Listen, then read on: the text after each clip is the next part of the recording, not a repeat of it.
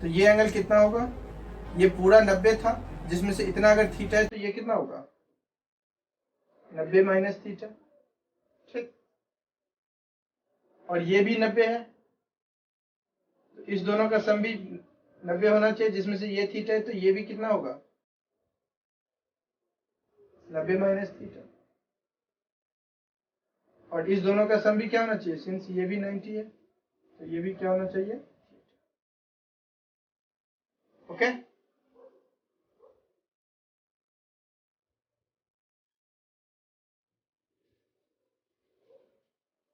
समझ में आ गया, ये इसके बराबर है और ये इसके बराबर है, इस बात से हमें पता चल गई। अब देखिए, अब हमें करना क्या है, हमें यहाँ पे 3 राइट एंगल ट्रायंगल दिख रहा है। एक तो जो बड़ा वाला है ABC, जिसके बी पे समकोण है, एक हमें BDC दिख रहा है जिसमें डी पे समकोण है, और एक हमें BDA दिख रहा है जिसमें बी पे समकोण है। तो कितना दिखा हमें, 3 दिखा। तो एक बार एक छोटा और बड़ा दोनों त्रिभुज का हमें क्या करना है, समरूप कर देते हैं, ठीक है। तो समरूप करते हैं, त्रिभुज ABC तथा त्रिभुज BDC में, त्रिभुज ABC तथा BDC में क्या क्या है भाई, एंगल ABC बराबर एंगल BDC बराबर 90 डिग्री, है ना, ओके। दूसरा क्या चीज है, एंगल BAC बराबर है एंगल CBD के, दिख रहा है आपको, BAC भी थीटा है और CBD भी थीटा है। अभी हमने बताया था कैसे है, ये दोनों भी क्या है, इक्वल है।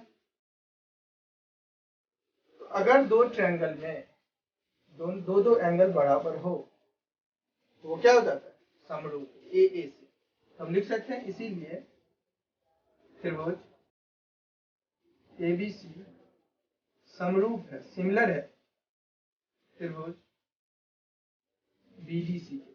कंडीशन क्या है, एंगल एंगल कंडीशन। और अगर दो त्रिभुज समरूप हो गया तो क्या होगा, दोनों के भुजाओं का रेशियो आपस में क्या होगा, बराबर होगा, है ना बात। तो बराबर होगा तो क्या होगा, पहले त्रिभुज में अगर हम भुजा लें AB, क्या लें, सॉरी हमें BD नहीं लेना, ठीक है। जो ये छोटा वाला त्रिभुज है इसमें आपको क्या दिख रहा है, एक भुजा दिख रही है BC, दूसरा CD और तीसरा BD। तो आपको BD छोड़ के बाकी 2 भुजा ले लेना है। तो देयरफॉर ऐसे करते हैं, आसानी होगा। यहाँ एक भुजा ले लेते हैं BC और यहाँ दूसरा भुजा ले लेते हैं CD।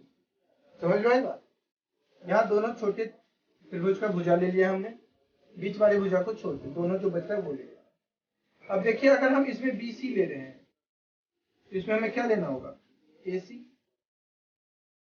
और अगर हमें यहाँ पे CD ले रहे हैं, ये दोनों, इसमें भी हमें ये दोनों लेना होगा, यानी BC। समझ गए ना, करस्पॉन्डिंग भुजा लेना होते हैं। तो ये आ गया। अब हम अगर हम इसको देखें तो लिख सकते हैं कि AC इंटू CD बराबर है किसके, BC स्क्वायर के, पहला इक्वेशन। समझ में आई बात, ये दोनों क्या है, इसके लिए आप लिख सकते हो, रीजन दे सकते हो SP सिमिलर पार्ट्स ऑफ, या सिमिलर पार्ट्स, हाँ दे दो, CP दे दो, corresponding parts of similar triangle, CPST। CPST मतलब corresponding parts of similar triangle. ये रीजन है इस दोनों के, क्या ना क्या, इन दोनों का रेशियो बराबर होने का, आपको पता है। तो हमें एक क्या मिल गया, इक्वेशन मिल गया। अब हम क्या करेंगे, अब हम BDA और ABC में देखते हैं क्या क्या इक्वल है। ऑलराइट,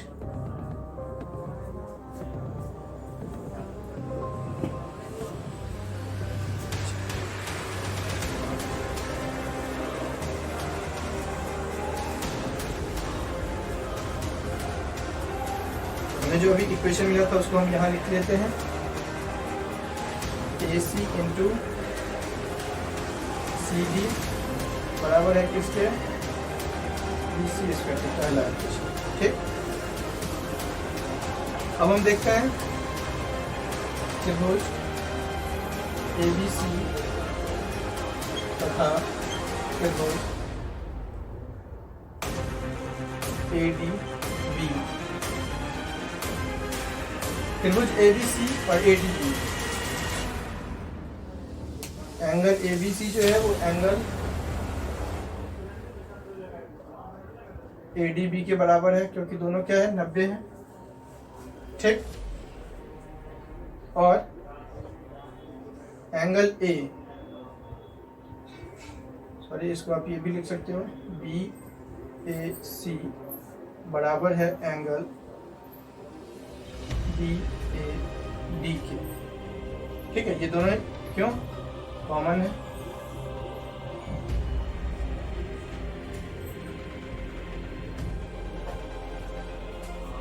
ठीक, अगर भाई ये दोनों एंगल आपस में बराबर हों तो क्या हो सकता है, तुम लिख सकते हैं देयरफॉर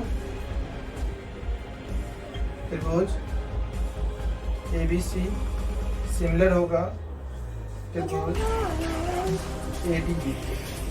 किस क्राइटेरिया से, कौन क्राइटेरिया से, एंगल क्राइटेरिया। अगर ये दोनों त्रिभुज क्या हो गया, सिमिलर हो गया, तो इसके करस्पॉन्डिंग पार्ट्स भी इक्वल होंगे। फिर से वही चीज करेंगे, ऐसे लिख लो, नीचे में जो दो छोटा वाला ट्रायंगल है उसका बीच वाला ये जो साइड है इसे छोड़ के दो लिख लो, तो क्या लिख लेंगे, AB और यहाँ पे AD। अब अगर हम इसका AB ले लें, इसका क्या लेंगे, AC, और इसका AD ले रहे हैं तो इसका क्या देंगे, AB।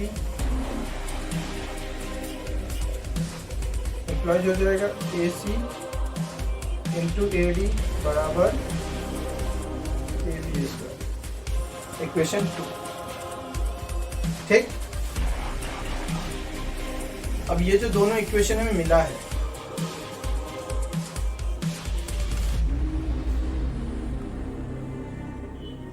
एक और दो, दोनों को जोड़ देते हैं। समीकरण प्रथम जोड़ समीकरण द्वितीय, जोड़ देंगे तो क्या होगा, AC into CD plus AC into AD बराबर हो जाएगा BC का स्क्वायर प्लस AB का स्क्वायर। यहाँ से AC कॉमन ले लें, इधर बचा CD प्लस AD बराबर BC square plus AB square. CD plus AD ये दोनों मिलके क्या बना रहे हैं, AC, यानी AC इंटू AC बराबर BC square plus AB square. इसको हम लिख सकते हैं AC स्क्वायर बराबर AB square plus BC square. Proof, यही करना था हमें प्रूफ, AC स्क्वायर बराबर AB square plus BC square, AC square बराबर AB square plus BC square. उम्मीद करता हूँ ये आपको अच्छे से समझ में आई होगी।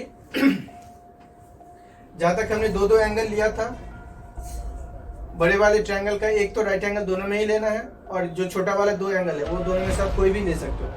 कॉमन एंगल अगर आप लेते हो तो वो बहुत ही सही होता है।